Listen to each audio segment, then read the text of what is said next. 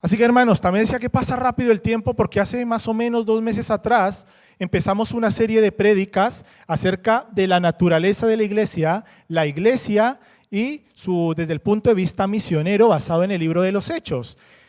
¿Alguien se acuerda cuál fue el primer tema hace 2 meses atrás? Fácil, ¿ah? Estamos hablando de la iglesia, ¿no? Estamos hablando de la iglesia, del inicio de la iglesia. ¿Cuál debería ser el primer tema? Hechos 2, así es, por aquí, Hechos 2, ¿no? El día del Pentecostés, ¿no? Allí, cuando el poder del Espíritu Santo desciende sobre los apóstoles, ¿no? Y allí empieza la gran expansión de la iglesia. Ya había un grupito allí orando, pero es en este momento cuando la iglesia del Señor se empieza a expandir por todo el territorio del vasto imperio romano allí en Asia, pero no solo en Asia, sino como vimos la semana pasada y veremos hoy, también el evangelio llegó a Europa, a esta tierra, ¿no? Así que te invito a buscar en tu Biblia Hechos capítulo 18 y vamos a leer los primeros 11 versículos. Hechos 18, del 1 al 11.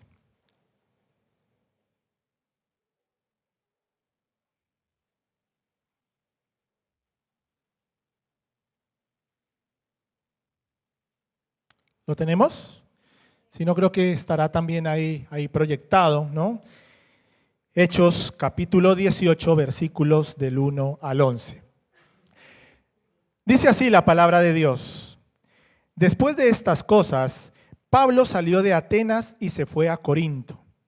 Y halló a un judío llamado Aquila, natural del Ponto, recién venido de Italia con Priscila su mujer. Por cuanto Claudio había mandado que todos los judíos saliesen de Roma, fue a ellos.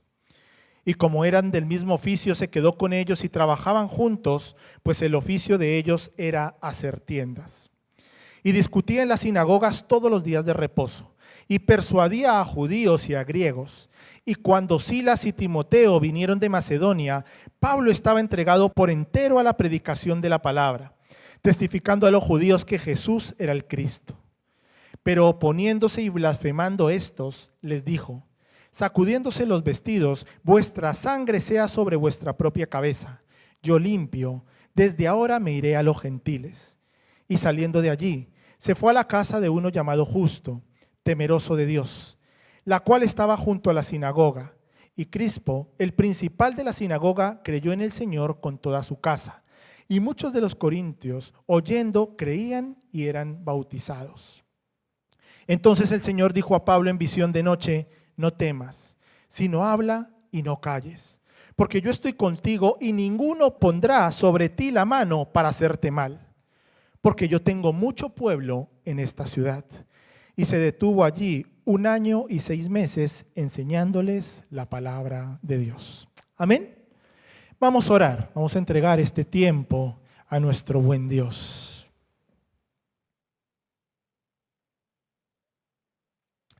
Amado Padre, gracias por tu palabra, Señor. Gracias, Señor, porque tu palabra, tú sigues siendo el mismo hoy y siempre.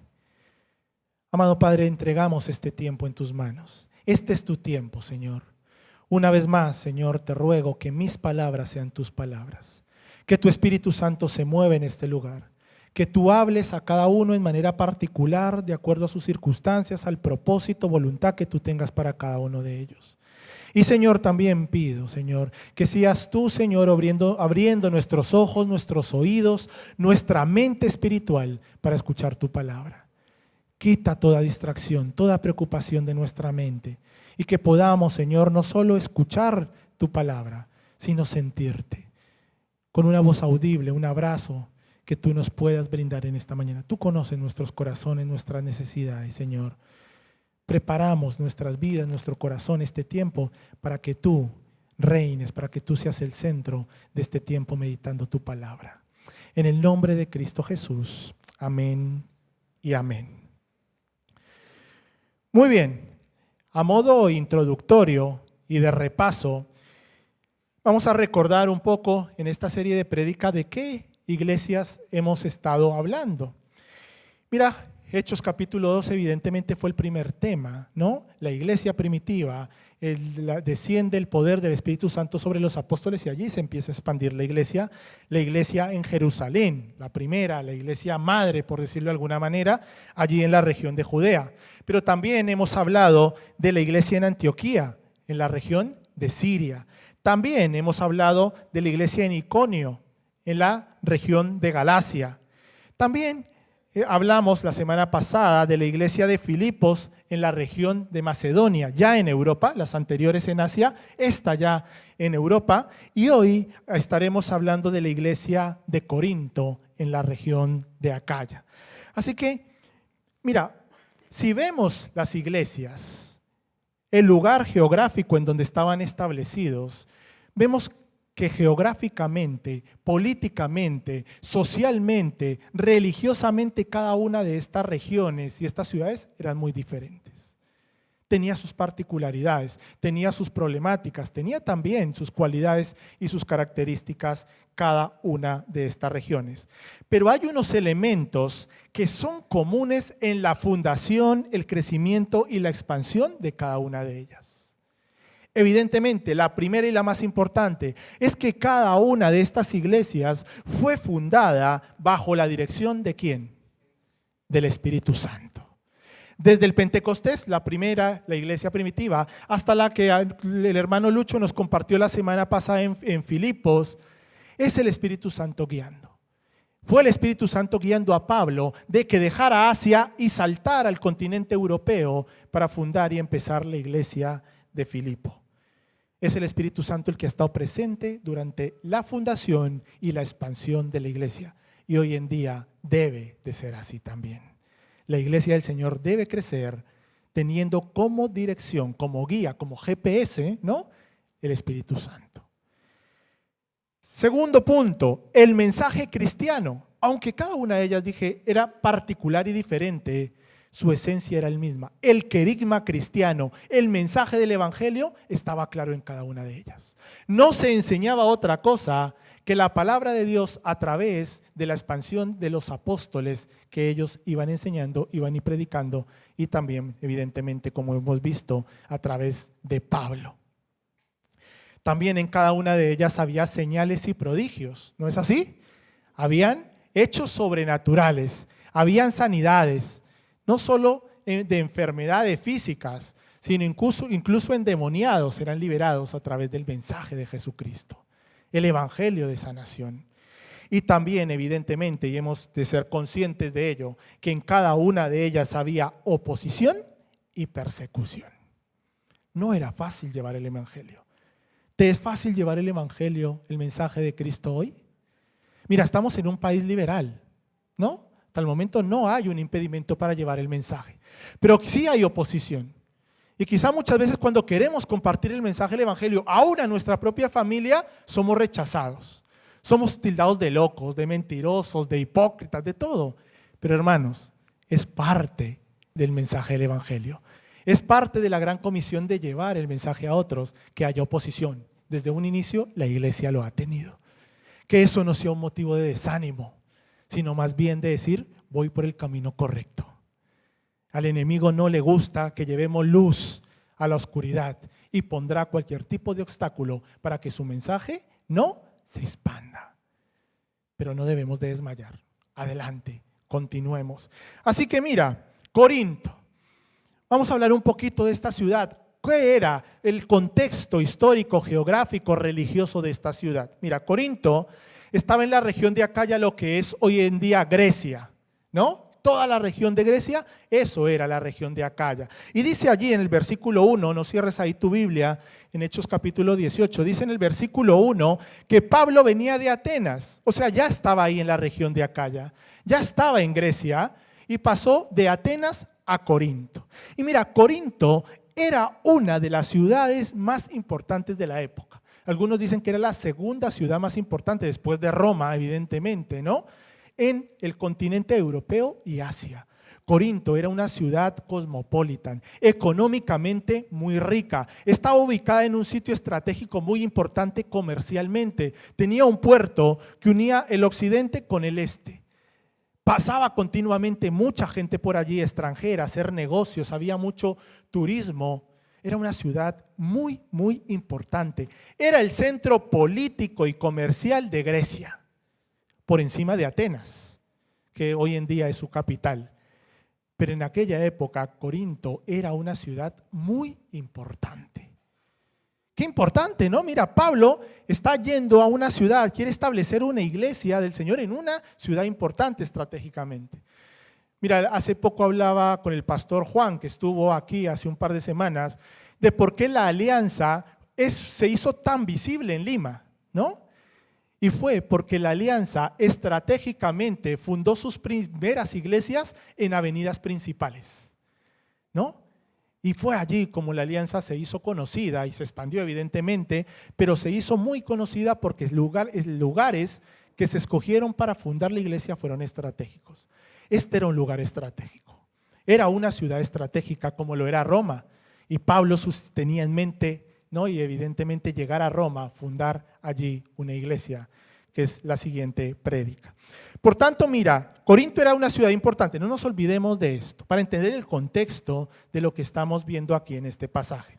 Pero también, escucha esto, Corinto era una ciudad muy conocida por ser la ciudad más idólatra de la época. Era una ciudad que tenía mucha idolatría, era una ciudad que estaba llena de corrupción e inmoralidad. Y sobre todo, era una ciudad que la inmoralidad sexual era terrible. Mira, escucha esto. Los corintios habían hecho un templo en lo más alto de la ciudad a Afrodita, su diosa, la diosa del amor y la diosa de la guerra. ¿Y cómo los corintios adoraban a su diosa? Pues iban allí, daban dinero y mantenían relaciones sexuales con hombres y mujeres que se prostituían dentro del templo. Terrible, ¿no? Una ciudad muy conocida, muy importante económicamente, geográficamente, socialmente, políticamente, pero que espiritualmente y moralmente era terrible. Dicen algunos que era la peor ciudad para pensar en fundar una iglesia cristiana. Sin embargo, para Pablo, un hombre lleno del Espíritu Santo, un hombre de Dios, no tenía esa visión, sino que Pablo decía, esta es una oportunidad. Porque si había un lugar que necesitaba de Dios, era Corinto. Iba allí Pablo a una ciudad completamente idólatra, moralmente por los suelos. Pero llega allí porque para Pablo era una oportunidad y era todo un desafío en el Señor para su ministerio. Y dice allí la palabra que llega Pablo finalmente a esta ciudad ya entendiendo y conociendo un poquito más el contexto religioso, ¿no? y geográfico de la ciudad. Dice que llega y halla allí a un judío llamado Aquila, natural del Ponto, recién venido de Italia, versículo 2, con Priscila su mujer, por cuanto Claudio había mandado que todos los judíos saliesen de Roma, fue a ellos. Mira, entendamos esto. Aquila y Priscila vivían en Roma, ya eran cristianos. Pero el emperador Claudio saca un edicto y dice que todos los judíos que viven en Roma deben salir de la ciudad porque están causando disturbios, si no sus vidas correrían peligro. Aquila y Priscila huyen de Roma, llegan a Corinto, una ciudad, repito, económicamente bien, pero moralmente muy, muy mal. Llegan allí, podríamos decir que como refugiados, porque han sido expulsados de su país. Pablo los conoce, se entera de ellos y viene y se junta con ellos. Se dice que esta iglesia no la fundó Pablo, sino que ya había un grupito pequeño, una célula, un grupito que se juntaba ya de cristianos en Corinto, pero Pablo fue un instrumento de Dios para fortalecer a la iglesia y para que la iglesia siguiera creciendo.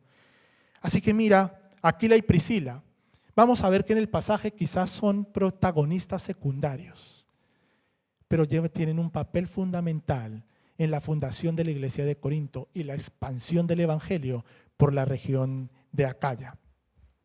Dice que Pablo vive con esta familia, se queda allí con ellos, se junta, allí quizá empieza a conocer la ciudad, un poco su situación, para empezar su ministerio. Mira el versículo 3, muy importante, y aquí nos vamos a detener un momento. Dice, y como eran del mismo oficio, se quedó con ellos y trabajaban juntos, pues el oficio de ellos era hacer tiendas. Eran personas que trabajaban con piel, ¿no? Dicen los originales. Mira, es importante entender y ver bien este versículo. Recordemos que Pablo se encontraba en Grecia, cuna de una cultura muy racional, en donde le daban mucha importancia al conocimiento. Pablo, conocedor de esto, sabía que él estaba en esta ciudad y que quería llegar a los judíos, que tenían una mezcla de la cultura griega y de sus propios principios. Y mira, para el judío, hasta hoy en día, si hay algo sagrado, es el trabajo. Es verdad, para ellos es sagrado el trabajo. A tal punto que decían que si tú no le enseñabas un oficio a tu hijo, le estabas enseñando a ser un ladrón. Ellos decían que le podrían dejar una herencia muy buena, una buena economía para que solventaran su vida, pero que si ellos no sabían un oficio, si sus hijos no sabían un oficio, habían fracasado como padres. Mira la importancia que le daban los judíos al trabajo. Y en este contexto es que Pablo llega, ¿no? Llega a predicar. Y también para ellos era un rabino, una persona que enseñaba las escrituras, debería tener un trabajo secular. Debería ganarse, como dicen las habichuelas, ¿no? Debería ganarse su sustento con un trabajo secular. Y no solo por eso, sino que los judíos decían que una persona que enseñaba la ley debería también vivir la ley. ¿Y dónde lo haría si no es en un trabajo secular, fuera de su entorno de conocimiento? Por tanto, era bien importante esto. Y Pablo no tuvo ningún problema en llegar, en juntarse con Aquila y con Priscila y empezar a trabajar en su oficio. Tenía un oficio, aunque él no era judío, era romano, tenía su oficio y empieza a trabajar haciendo tiendas. Mira, con esto evidentemente lograba un sustento, pero con esto también acallaba muchas voces, muchos prejuicios que pudieran haber de un hombre que quizá quería venir a aprovecharse de ellos. Y Pablo, por un tiempo, empieza a trabajar y a servir a Dios. Mira, hermanos, quizá en Sudamérica esto, o en otras regiones del mundo no sucede, y los pastores tienen la bendición de trabajar al 100% para el Señor. En iglesias de Europa, pues quizás es más difícil todavía, ¿no? Aquí, hablemos de nuestra iglesia, somos bendecidos porque nuestros pastores se pueden dedicar al 100% a la obra. Evidentemente la iglesia la sostiene Cristo. ¿No es así? Es el Señor el que sostiene su iglesia. Pero evidentemente también en la obra del Señor hay siervos, hay personas que teniendo sus trabajos, que teniendo sus familias, se dedican también para que la obra del Señor se siga expandiendo. Pero es triste, hermanos, si esto pasa, y no quiero que malinterpreten mis palabras, pero a veces nuestra familia, nuestros hijos, nuestro trabajo, bendiciones de Dios, se convierten en un obstáculo o en una excusa para servirle a Dios. A veces no podemos servir porque tengo hijos, no puedo servir porque mi trabajo no me lo permite, no puedo servir porque mi familia, debo estar con mi familia. Y no quiero que me malinterpreten esto, evidentemente Dios nos ha llamado a que nuestro primer ministerio es nuestra familia, nuestra casa. Pero también he de decirles que no hay ningún obstáculo para servir al Señor.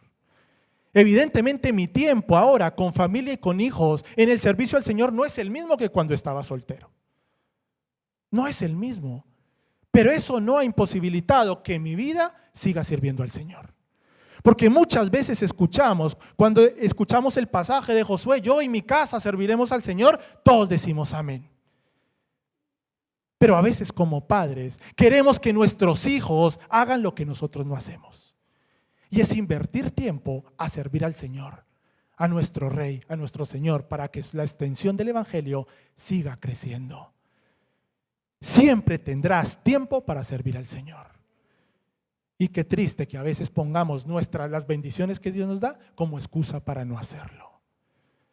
Aquila y Priscila, hombre, una pareja humilde, sencilla, pero allí estaban en situaciones complicadas. Las habían echado de su país, de su tierra, habían tenido que dejar todo. Ahora estaban refugiados en un país que moralmente estaba por los suelos, pero en ningún momento dejaron de servir al Señor, de llevar el Evangelio. Pablo no tuvo ningún problema, porque él dice aquí la palabra, en llegar, ponerse a trabajar, pero también llevar el Evangelio.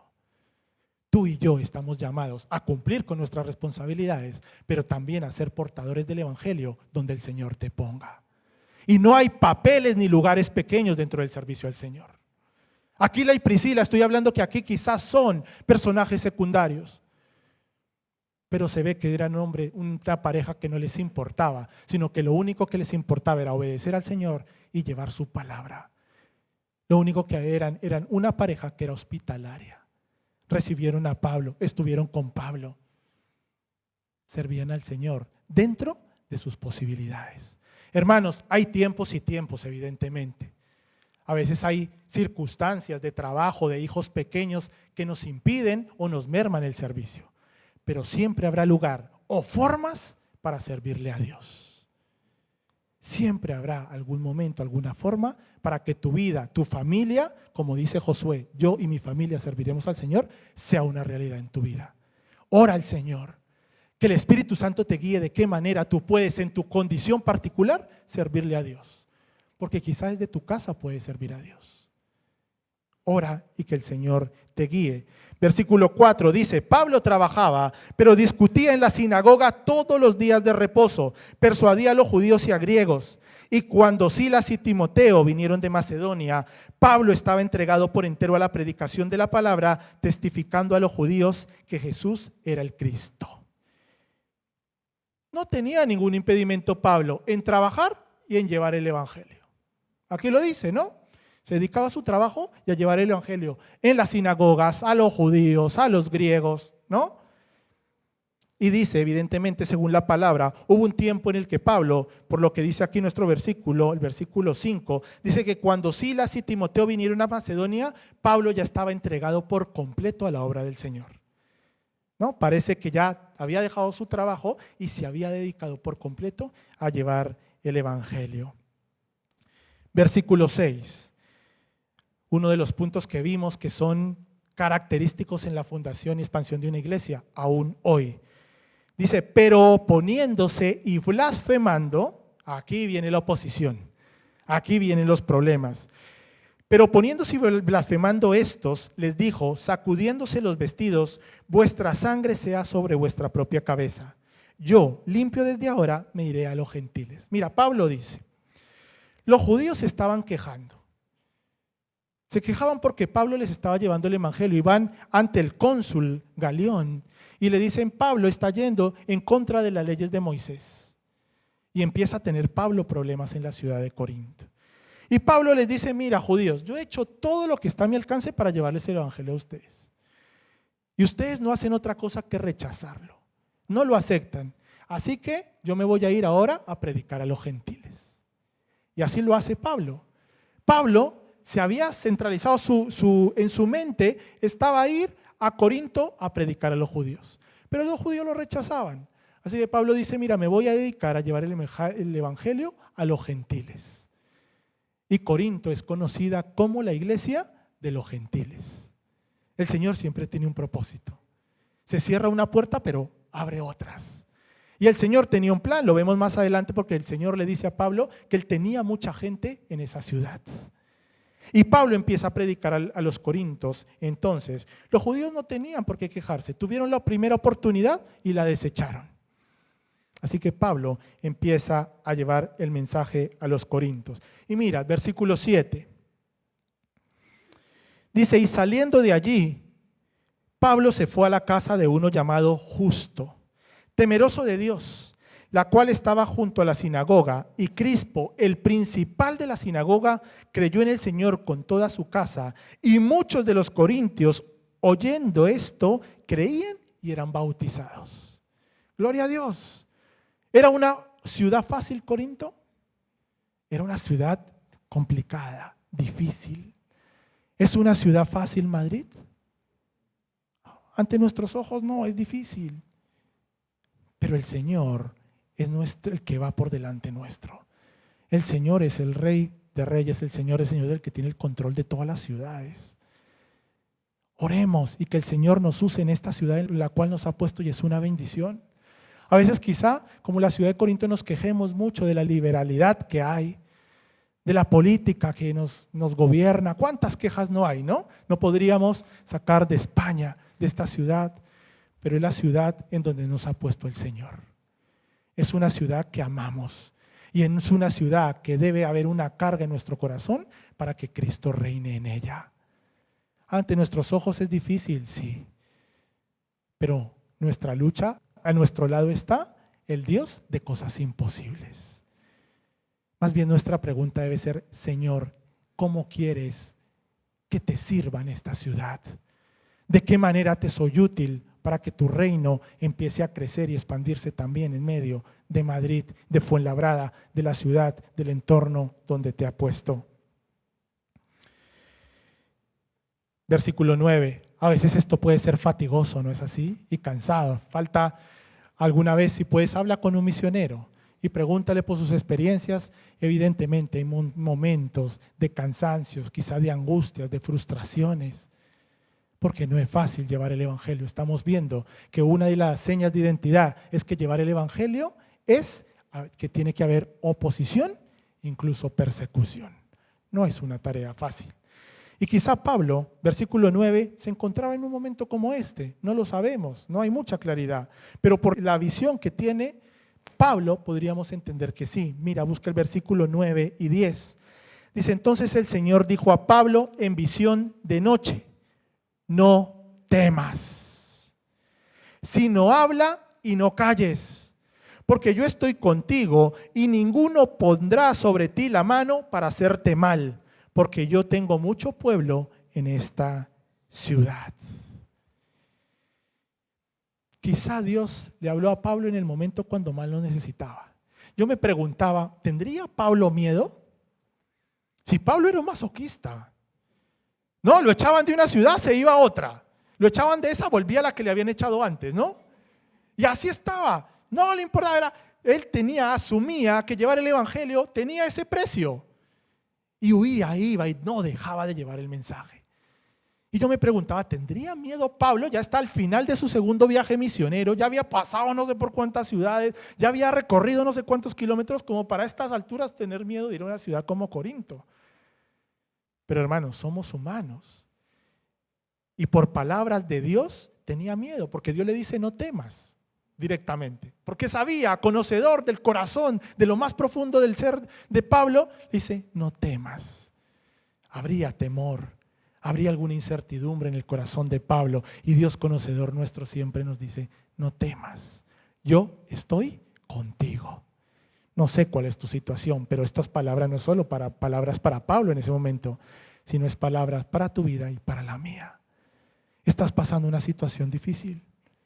Mira lo que te dice el Señor: no temas, yo estoy contigo. Tú continúa haciendo lo que yo te he pedido, palabras del Señor. Y es lo que le estaba diciendo a Pablo. Pablo, yo estoy contigo y lo que tú debes hacer es seguir haciendo lo que te he pedido. Habla, no calles, sigue llevando el evangelio. ¿Estás en una situación difícil? Sigue haciendo lo que Dios te ha pedido. Sigue sirviendo al Señor, porque Él tiene el control de tu situación. Y el Dios, repito, es un Dios de cosas imposibles. Elías, en Primera de Reyes, capítulos 18 y 19. Mira, Elías se encontraba solo, entre comillas. Ahora me entenderán por qué. Y él se enfrenta con el Señor, evidentemente, teniendo al Señor de su lado, se enfrenta a 450 Baales, falsos profetas, en el Monte Carmelo. Se enfrenta contra ellos, le reta en el Monte Carmelo a que esos falsos profetas, ¿no?, acudan, oren a sus dioses y descienda fuego sobre un holocausto, ¿no?, un altar que habían hecho allí con leña. Y los se confronta. Y no son capaces. Elías hace una pequeña oración y el Señor hace que descienda fuego y termine con todo esto. Y no solo eso, sino que Elías acaba con todos esos 450 falsos profetas. Tremendo, ¿no? Lee la historia, es súper impactante. Elías allí solo en el Monte Carmelo, pero confiando en que el Señor era el que iba adelante, en que era en el nombre de Jesucristo que él se estaba enfrentando a una seguridad tremenda. Sin embargo, tú pasas al capítulo 19 y wow, ¿qué pasó con Elías? Jezabel se entera de esto y lo manda a buscar para matarle. Y a Elías le entró un miedo, salió huyendo. Se fue al desierto y dice la palabra que allí debajo de un árbol desea morirse. Ya mi vida no sirve para nada. No soy nadie, por favor, Señor, quítame la vida. Y el Señor cuidando de él ahí, ¿no? Con sus ángeles enviándole comida. Pero aún así Elías sale y huye todavía y se mete más dentro del desierto y se mete a una cueva. Y el Señor va y le busca y le dice: Elías, ¿qué haces aquí? Señor, es que ya nadie te sigue. Todos te han dado la espalda. Solo quedo yo y ahora me están buscando para matarme. Y el Señor le dice: Elías, sal de ahí. Porque, hermanos, a veces el temor nos ata. Y el Señor le dice: Elías, sal de ahí, que yo no te he creado, no te tengo para esto. Más bien, ve y unge reyes. Increíble el plan de Dios para Elías. Le dice: ve y busca y unge a estos reyes. Pero Señor, es que todos te han dado la espalda. Y el Señor, en otras palabras, le dice: Elías, tú obedéceme. Hay 7,000 aquí que aún no han doblado las rodillas a estos falsos profetas. Lo que tienes que hacer es obedecerme. Yo estoy contigo. A Pablo le estaba diciendo: no temas, Pablo, lo que yo te he pedido es que lleves el mensaje en la ciudad de Corinto. Hermanos, a veces nosotros queremos llevar el evangelio, pero también convertir a las personas. Y allí nos frustramos, nos entristecemos muchos, entra la frustración, la incertidumbre. ¿Cuántas veces no escuchamos a veces a mujeres: no, yo voy a convertir a mi esposo? No, o viceversa, o a nuestros hijos. No, es el Señor el que convierte a las personas. Nosotros estamos llamados a llevar el mensaje. Y esto te va a llevar oposición, te va a llevar insulto, lo que sea, pero esa es nuestra misión.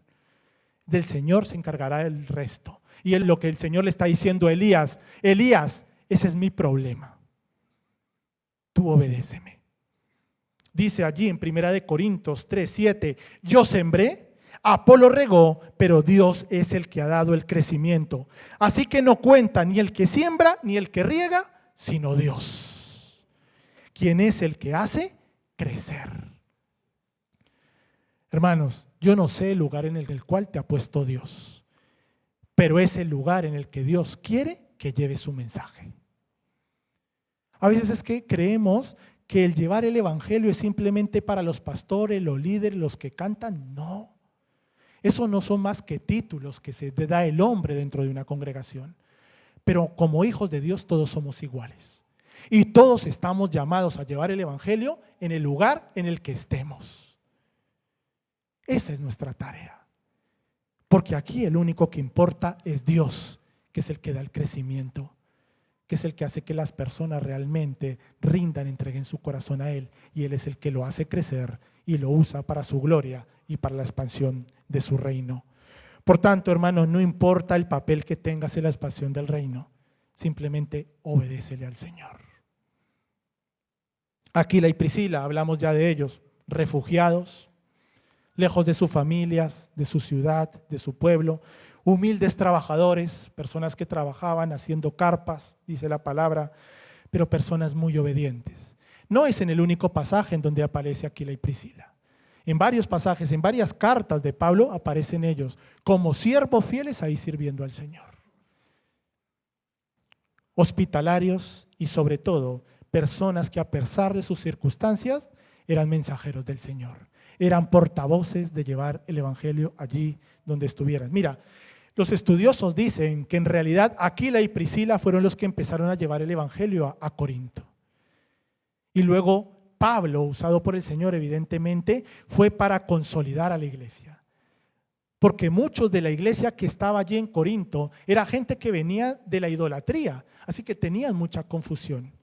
Y Pablo se queda allí para enseñarles, ¿no? Para reafirmar la iglesia y para que esta gente aprendiera a vivir con Cristo en medio de un contexto tan complicado como lo era la ciudad de Corinto. ¿Sí? ¿Estamos aquí?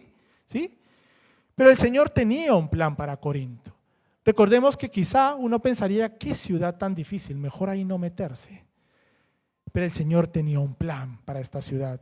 Dice allí, porque yo tengo mucho pueblo en esta ciudad, le dice a Pablo. No temas, Pablo. Tú habla, tú sigue llevando el evangelio, porque yo estoy contigo y yo tengo a muchas personas en esta ciudad. Y por medio de la palabra podemos sacar fruto, personas que el Señor tocó su vida ahí a través de un Pablo obediente y lleno del Espíritu Santo. Mira, voy a decir algunos nombres que fueron personas que aceptaron al Señor en esta iglesia. Febe, Tercio, Erasto, Cuarto, Cloe, Gallo, Estefanas y su familia, Fortunato, Acaico. Aquí hay nombres para escoger para nuestros hijos, ¿no? Hay una lista ahí, ¿no? Muy bonita, muy moderna, ¿no? ¿Hubiera leído esto antes? ¿No? Y también en nuestro pasaje de hoy dice, y Crispo, el principal, otro nombre, Crispo, el principal de la sinagoga, creyó en el Señor, él y también toda su casa. Gloria a Dios, ¿no? Mira, hemos dicho, no sé, unos quizá 10 nombres, más una familia entera, ¿no? Y dice que muchos de los corintios, oyendo, creían y eran bautizados. Hermanos, para la palabra de Dios, para el Espíritu Santo, no hay barrera que se oponga. Porque Dios está por encima de barreras, de credos, de lenguas, de todo. No hay barrera para que la expansión del reino siga avanzando. Una ciudad difícil, muy difícil. Una ciudad ante nuestros ojos, no, mejor no me meto ahí. El Señor tenía un plan, tenía un propósito. Y mira, por medio de siervos sencillos, humildes, el Señor los usó para hacer allí una iglesia en una ciudad cosmopolita, en una ciudad importante. El Señor, por medio tuyo, puede hacer grandes cosas. Solo desea que realmente tú digas, heme aquí, Señor, ¿qué quieres que haga? No necesitas nada más. Obedecer, que no pongamos excusa para servirle al Señor. Pablo, voy terminando con esto, dice que se detuvo allí 1 año y 6 meses, ¿no? 1 año y medio enseñando la palabra de Dios. Pablo se queda allí porque, repito, era una iglesia que necesitaba mucho. Era una iglesia pues, que espiritualmente era muy complicado que creciera, que floreciera. Y Pablo está allí 1 año y medio cuidando, enseñando, reafirmando, exhortando para que la iglesia de Corinto siguiera avanzando. Pero no fue que Pablo pasó este 1 año y medio, Pablo se fue y se olvidó de sus hermanos. No, mira, Pablo mientras estaba ejerciendo aquí su labor, ¿no?, como siervo del Señor en Corinto, fue aquí en este contexto y en este momento cuando escribió la primera y la segunda carta a los tesalonicenses. ¿No? En este momento, cuando estaba allí fortaleciendo la iglesia de Corinto, es allí en donde escribe la carta a los tesalonicenses, las 2 cartas. Pero también sabemos por la primera y la segunda carta a los corintios que Pablo, una vez que abandona Corinto, les envía carta preocupándose, exhortándoles a que siguieran firmes en su fe.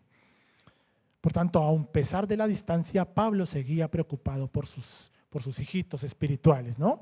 Por su iglesia, seguía allí batallando. Y no solo eso, sino que realmente se dice que Pablo a la iglesia de Corinto le escribió cerca de 6 cartas.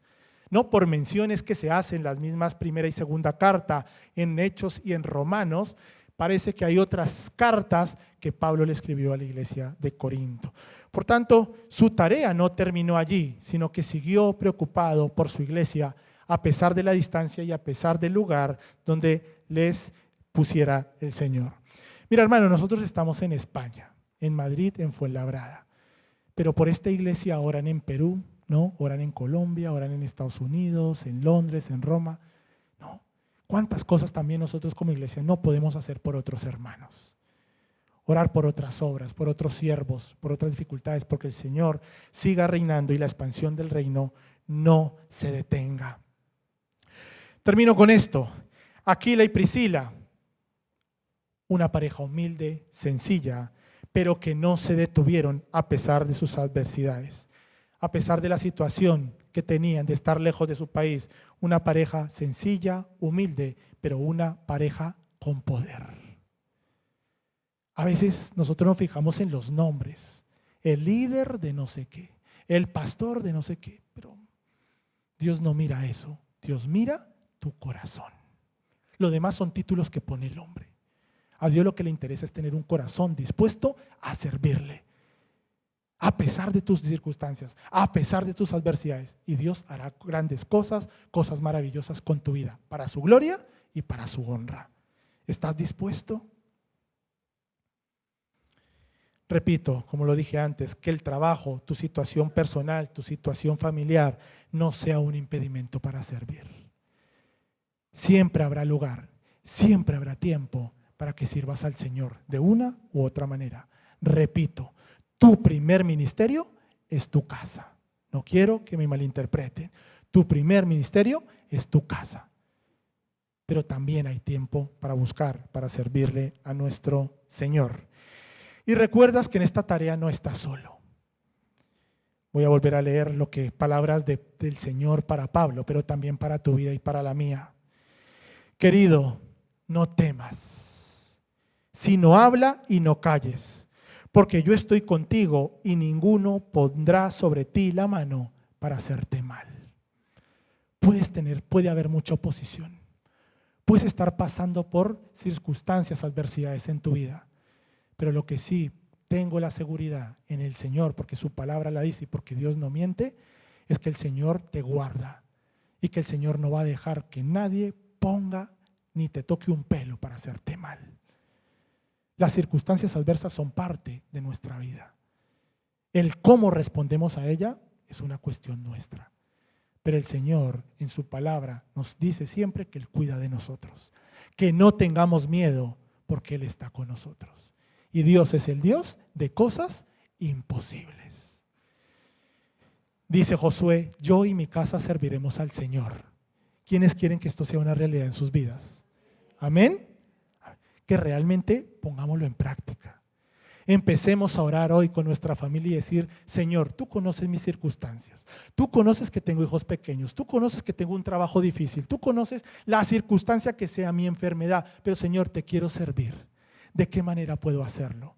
Y el Señor te guiará, el Señor te hablará y será un privilegio. No hay cosa más preciosa que servirle al Señor. Y aún más en momentos de angustia, de tristeza, aún con lágrimas en los ojos, el Señor dice que aquellos que siembran con lágrimas recogerán con gozo.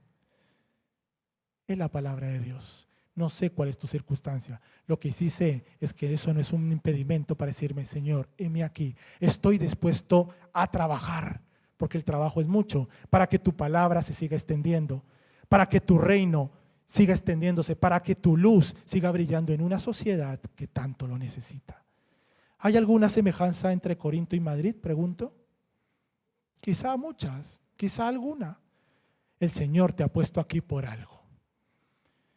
Mira, hermano, como hijos de Dios, si el Señor te ha puesto aquí es porque tiene un propósito, un plan para tu vida, pero también como hijo de Dios para que su reino se extienda. No solo para que vivas mejor, sino que para como hijo de Dios pongas tu granito de arena para que el Señor sea glorificado y su reino se siga extendiendo en este país. Que el Señor nos ayude, que el Señor nos hable, que el Señor nos guíe para que podamos ser servidores del Señor como Aquila y Priscila, de una manera silenciosa, pero poderosa para la gloria de nuestro Señor.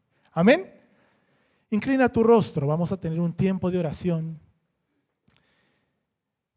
Esta vez quiero pedirte que seas tú orando con el Señor, por lo que el Señor haya puesto en tu corazón.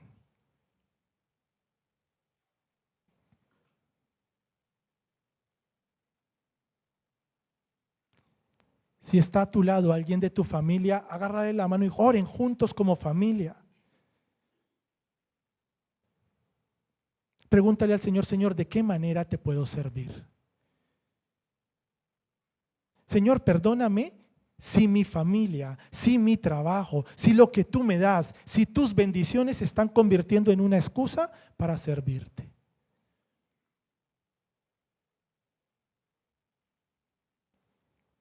No temas,